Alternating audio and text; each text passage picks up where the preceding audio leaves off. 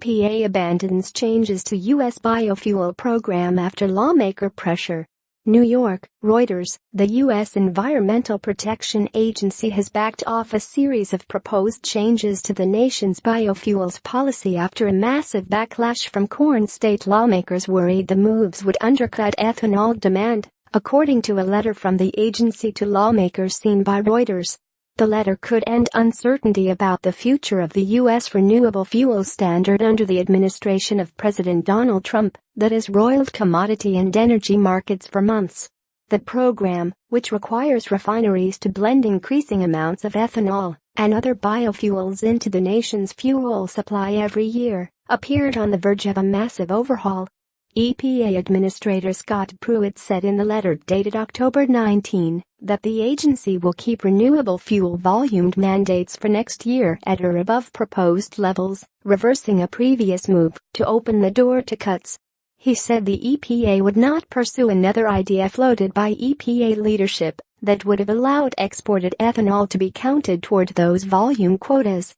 Pruitt also said the EPA did not believe a proposal to shift the biofuels blending obligation away from refiners was appropriate. That plan is backed by representatives of a handful of independent refining companies. Those ideas would have eased the burden on some in the refining industry, who have argued that biofuels compete with petroleum and that the blending responsibility costs them hundreds of millions of dollars a year. But Midwestern lawmakers, including Republicans Charles Grassley and Joni Ernst, had vocally opposed all those ideas, calling them a betrayal of the administration's promises to support the Corn Belt. They were concerned the moves would undercut domestic demand for ethanol, a key industry in the region that has supported corn growers. In Pruitt's letter, he said the EPA was prepared to work with Congress to examine the possibility of a waiver that would allow the sale of E15 gasoline containing 15% ethanol year-round, something currently not permitted during the summer due to concerns about smog.